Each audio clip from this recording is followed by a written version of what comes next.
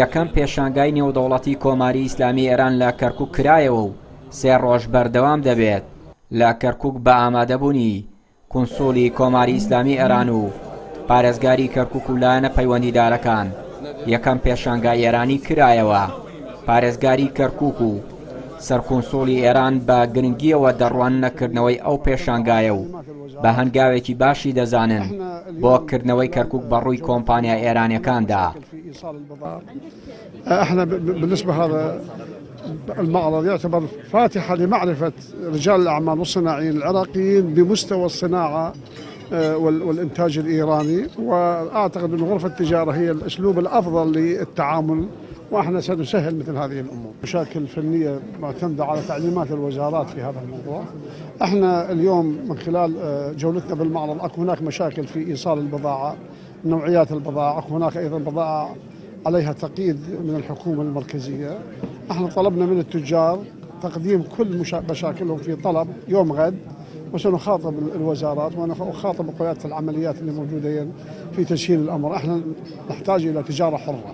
بله، اولین نمایشگاه تجاری جمهوری اسلامی ایران در کرکوک رو داریم که خب این به لحاظ رمزیتش، اهمیتش، کرکوک استان بسیار مهمیه، به لحاظ جغرافیایی نقطه اتصال بین شمال و مرکز و جنوب عراق هست. زمینهای بسیاری در حوزه نفت، پتروشیمی، کشاورزی، معادن وجود داره و امیدواریم با حضور شرکت‌های ایرانی در این نمایشگاه این زمینه ارتباطات بیش از گذشته تقویت بشه.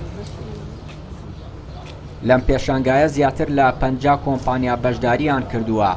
سەرۆکی یەکێتی هاوردە و ناردنکارانی هەرێمی کوردستان دەڵێت کۆماری ئیسلامی ئێران دەیەوێت لەگەڵ کۆمپانیا نێوخۆیەکانی کەرکووک گرێبەست بکە. پێشانگای تایبەتی کۆماری ئیسلامی ئێران لە شاری کەرکووک دەکرێتەوە ماوەی 5 ڕۆژ بەردەوام ئەبێت. پێشانگاکە لەسەر ڕووبەری 1500 مەتری مربع زیاتر لە 50 کۆمپانیا بەشداریان کردووە. لە زیاتر لە 10 جۆر کاڵای جۆربەجۆری تایە لە دانیشتبوونیانەوە کە زانیاری و تەکنۆلۆژیای زۆر پێشکەوتووە تا ئەگاتە خۆراکی و کەرەسەی بیناسازی و کەرەسەی پیشەسازی دەستی هەموو کەلوپەلی ناوماڵ. کۆمپانیا ئێرانیەکان ئەیانەوێت لە عێراقدا کار بکەن، لە عێراقدا کاڵاکانیان زیاتر بەنە بازاڕەکانی عێراق و هەر کەرکووکی ژێکێکە لەوەیکەوە بتواندرێت بەرهەمی ئێرانی و هاوردەکردنی کاڵای ئێرانی لە هەرێمی کوردستان و لە کەرکووکیش ئەوێت دەورێکی تایبەتی خۆی ببێنێ. ئەم پێشەنگایە لە ڕۆژانی ئایندەیە زیاتر ئەبیندرێت کە چەند گرێبەستێکی تیاکرێ.